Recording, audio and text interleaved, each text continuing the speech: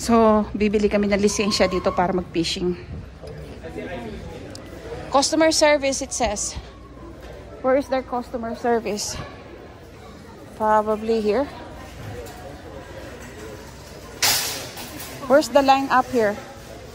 Is this the customer service? Okay. This is the line up, I think so.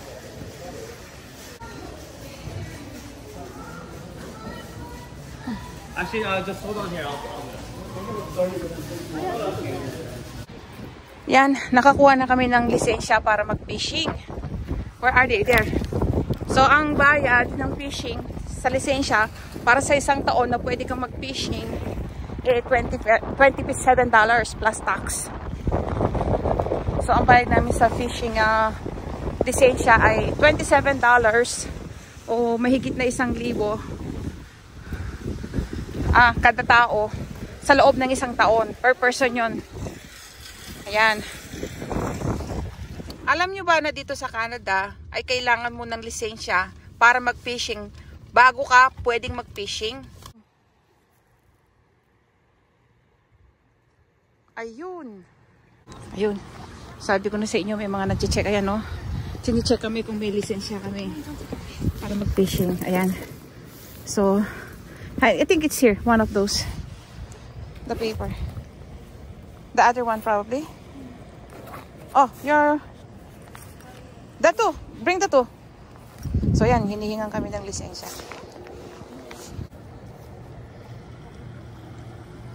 So, chine-check yung aming kung may violation kami.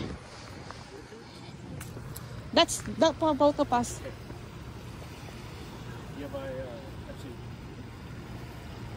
your last name? Maria. Estacio, sorry. Estacio Maria, first name. Not date of birth? July.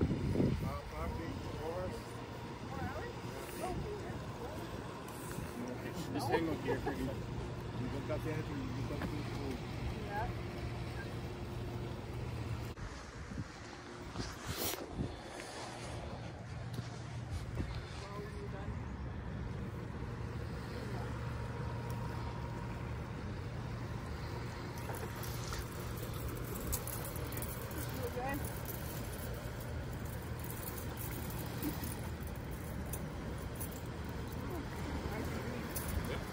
Yeah, on the fish. Yeah, I'll get you to reel that in as well.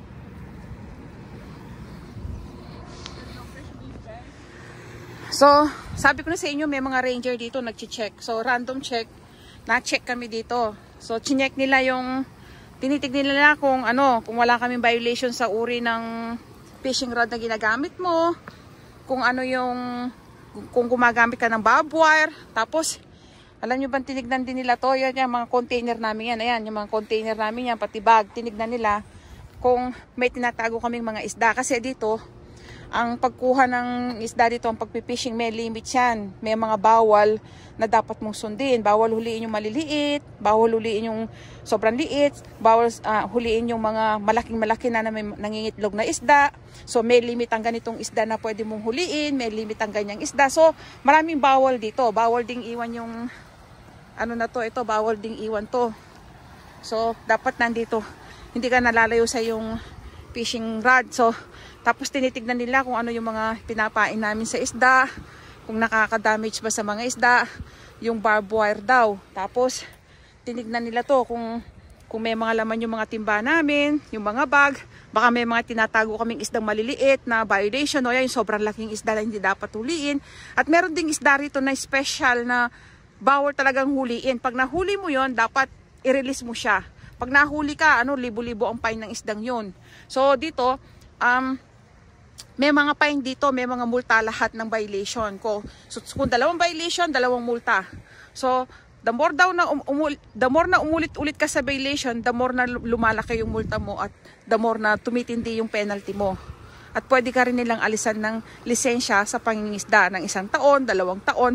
Depende sa ilang beses mong violation at depende kung anong klase ng violation ang ginagawa mo. Ganyan dito. Kita naman, yung tawag sa mga yung mga pulis at saka mga ranger. chine-check nila yung ano, kung may nagbabiolate sa kalikasan. In this case, yung mga isda nga. Kailangan may pinoprotektahan nila yung iba't ibang uri ng isda. Pag konti na lang yung population ng isda, bawal huliin. Pag naman medyo marami pa pero hindi na ganun karami, paunti ng paunti, linilimit nila yung pwede mong huliin. Kaya nga may lisensya dito. Pag nahuli ka nilang walang lisensya, may penalty rin. Ganyan dito.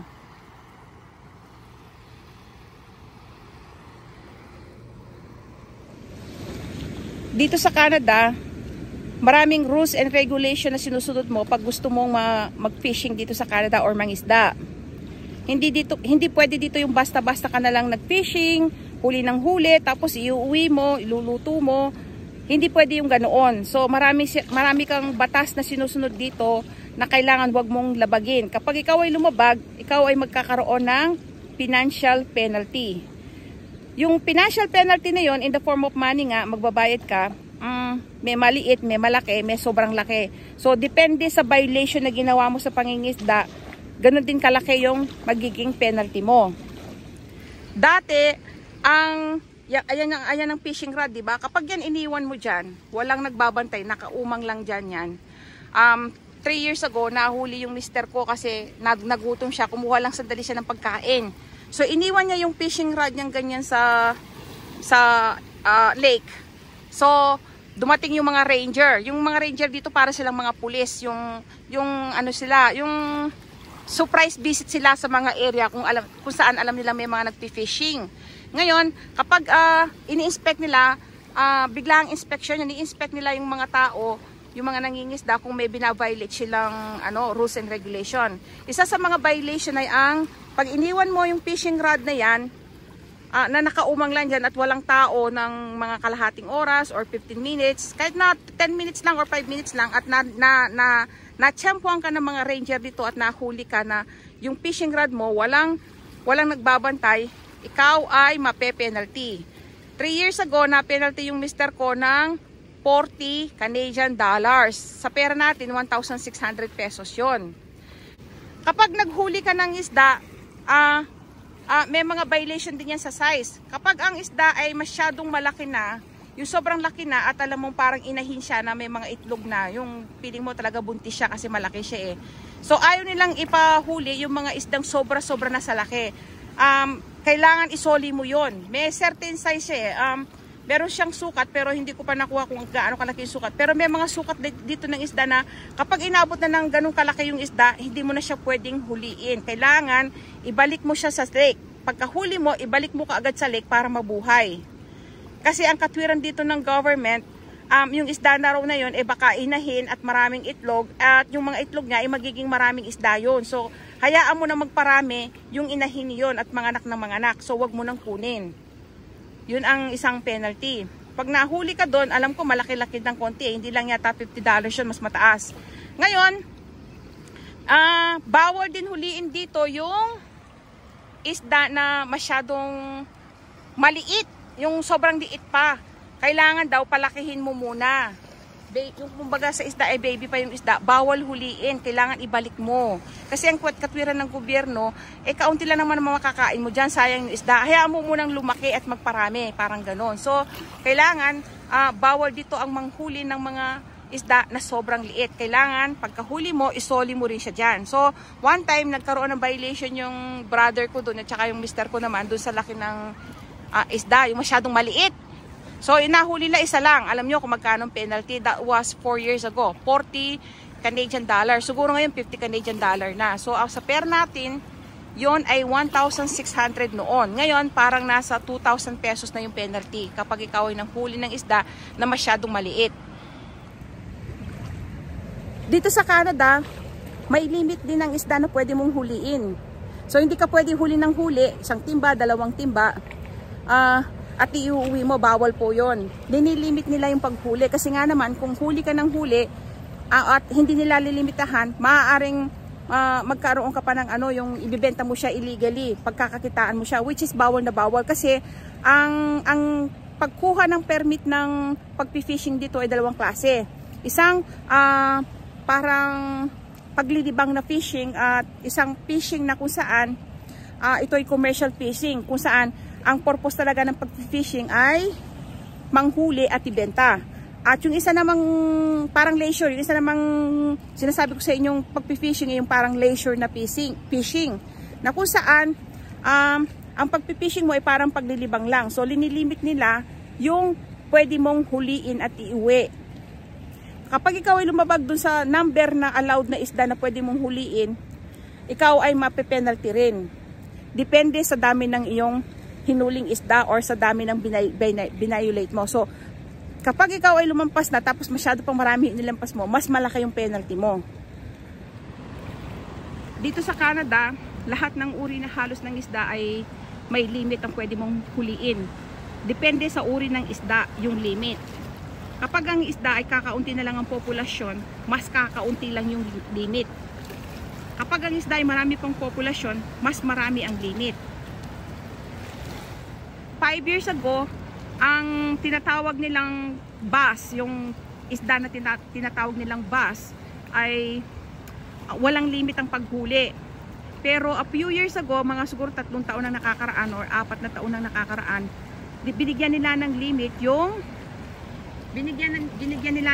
yung dami ng bass na pwede mong hulihin. A few years ago, yung ibang isda walang limit kasi marami pa yung populasyon.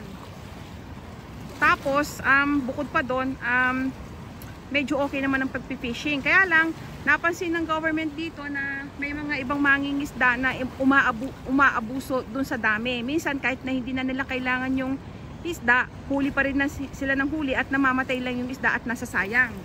So ang ginawa ng gobyerno dito a few years ago, yung isdang tinatawag nilang bass ay nilimitahan na. Dati wala siyang limit. Malalaki yung isda na yun, para siyang common. Para siyang tilapia, kahawig ng isdang tilapia sa atin or mga common na isdang tilapia sa atin. Dati, wala siyang limit.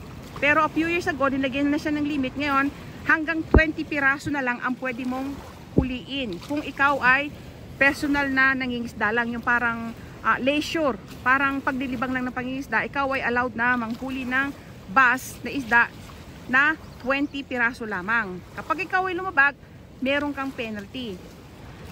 3 taon ang nakakaraan, ang pickerel naman na isda ay may limit na 6. Pwede kang manghuli ng 6 kasi ang pickerel na isda ay hindi na ganoon karami ang populasyon at higit sa lahat ay masyado siyang popular, palagi siyang hinuhuli. So, mula sa 6 na limit nung mga nakaraang taon, ito ay ginawang 4 na limit ngayon lang. So, ngayon, ang limit sa pickerel ay 4 na lang. So, mula sa 6 nung mga nakaraang taon, ang pickerel na pwede mong huliin ngayon ay hanggang 4 na lang. Kapag ikaw ay lumabag, may penalty ka rin na pera. Yung isdang pike naman dito ay may limit din. Ngayon ay may limit na 10 isda lang na pike ang pwede mong huliin kapag ikaw ay nakahuli nito. Kapag ikaw ay lumampas sa 10 at ikaw ay nahuli, ikaw ay mape-penalty rin ng financial. At ang may pinakamalaking penalty rito na pwede mo i-violate kapag ikaw ay nakahuli ng isdang tinatawag nilang sturgeon. Ang sturgeon na yon ay isang isda na bibihira na lang ang populasyon niya, hindi na ganun karami, kaya pinaparami ito ng government. Tapos minsan nilalagyan na nila ng parang maliit na tag yung mga isda na yon para ma-monitor nila kung saan napupunta yung mga isdang yon. Kasi nga yung populasyon nila ay papakaunti at bibihira na lamang. Kapag ikaw nakahuli ng isdang sturgeon at hindi mo siya pinakawalan uli sa lake na yan, ibinalik, kapag hindi mo ibinalik sa lake na yan, ikaw ay magkakaroon ng penalty 5,000 Canadian dollar or 200,000 pesos sa pera natin. Yon ang may pinakamalaking penalty dito sa Canada pagdating sa pag-fishing. Kapag ikaw ay humuli ng sturgeon na fish. Ang sturgeon na yon ay sinasabi na ito raw ay isang uri ng isda na nabuhay pa nung panahon ng dinosaur. Nung daw time ng mga dinosaur, marami daw uri ng mga animals, fishes, birds na nag-extinct na nawala na, kasama nga yung mga dinosaur dun. At bukod tanging isa yung sturgeon fish sa mga nakasurvive hanggang sa panahong ito, na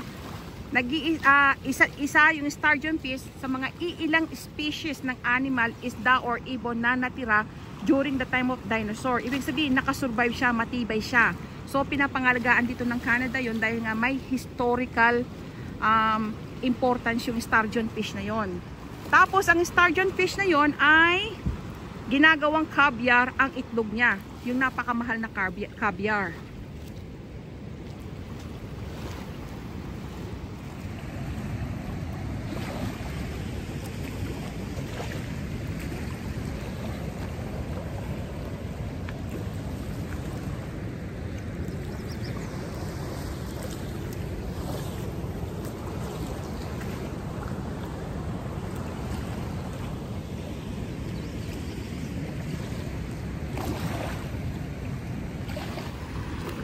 Dito sa Canada, bawal din ang magkalat. Kapag ikaw may mga dalang kalat dito, kailangan, obligado kung baunin mo uli pabalik ng inyong bahay yung dala mong basura. Hindi mo siya pwedeng iwanan or itapon sa mga lake na yan. Maaari mo siyang itapon, walang makakakita sa'yo. Pero pag natsyempuhan ka ng mga ranger na ikaw ay nagkakalat dito at nagbibigay ng basura sa lake, sa mga yamang natural na yaman ng yung environment, ikaw ay nagkakalat sa environment ng Canada, sa mga ilog, sa mga lake niya, sa mga kapaligiran niya. Kapag ikaw ay nagkakalat at nahuli ng mga ranger, ikaw ay may financial penalty rin. Ganyan nila pinangangalagaan dito yung likas na yaman, kagaya lalong-lalo na yung likas na yamang tubig nila dito. Lake, lalong-lalo yung mga lake, gusto nila malinis, yung mga river, mga ilog, yung mga forest nila, yung mga maliliit na mountain, lahat ng uri ng likas na yaman dito ng Canada, hanggat maaari ay pinapangalagaan nito, pinapanatili nito ang kalinisan, kaayusan, at mahigpit din sila sa yung gagawa ka ng apoy dito or magba-barbecue ka, hindi basta-basta, kasi ayaw nilang magkaroon ng forest fire kung saan madadamage ang maraming puno at masusunog ang maraming puno. Kaya mahigpit sila dito. Lahat ng ginagawa mong activities, kailangan nandun sa rules and regulation na sinusunod mo yon. Kailangan wala kang linalabag. Kailangan mag-ingat ka na wag kang magkalat at wag kang makasunog ng mga puno. Ganyan sila dito sa Canada. At kapag ikaw ay nahuli, naku, malaki ang penalty mo. Ayan po yung sturgeon, kita nyo, tracker po yan. Satellite. Parang sinasatellite yan, kung malalaman nila kung saan napunta yung isda or kung nasaan siya, at kung ito hinuli, malalaman nila kung ano yung huling location ng isda na idinala yung isda nung nakahuli. So ang ang purpose ng tracker na yan, para malaman nila kung may kumukuha nito or nanguhuli ng illegally. Alam niyo ba kung bakit itong isdang ito ay kailangang isoli? Kasi sabi daw dito sa Canada, dito sa Manitoba, Canada, na ang isda daw na ito ay kasing tanda ng mga dinosaur. Sila daw yung species nung panahon ng dinosaur na sinala lang ang nag-e-exist. Sinala lang ang nag-e-exist nung panahon ng dinosaur, kaya iniingatan nila, ayaw nila. Tsaka yung puga nito, ginagawa nilang mamahaling pagkain. Ayun, caviar daw. Yung puga niya, yung itlog niya, ginagawang caviar. Ayan, ibabalik na namin. Ayan. Isusoli na ng kapatid ko. Ayan. Ayun, isinoli na namin. Kasi kapag ikaw ay nahuli, na hinuhuli mo yan, 5,000 Canadian dollar ang iyong penalty kapag yan ay inuwi mo o linuto mo o pinatay mo. Kailangan ibalik mo siya para makapagparami siya. Yan lang yung kaisa-isang isda dito sa Manitoba, Canada na bawal mong huliin. Bawal po siyang huliin. Kailangan isoli mo siya. Ganyan ka-stricto dito yung Canada. Yung yung itlog doon, no? Yun ang ginagawang caviar. Kaya mahal siya eh. Pag binibenta yan, mahal yan. Pero pag nahuli ka, mas mahal yung penalty mo kesa sa pinagbentahan mo. Kaya kailangan isoli mo siya. Ayan, nakahuli po kami ng mas malaking sturgeon. Tingnan ko nga yung bibig, oh. Tingnan yung bibig, oh. Ayan po ang sturgeon. So hindi namin siya pwedeng huliin, so ibabalik namin, isusoli uli. Ito walang mark, no? Wala. Ito ho walang mark pero mas malaki. O, sige, soli na natin. Yan, isusoli namin kasi pag inuli namin yan. Gano'n. Tawag ka ng tigara la. Ayan, binalik namin. Yun.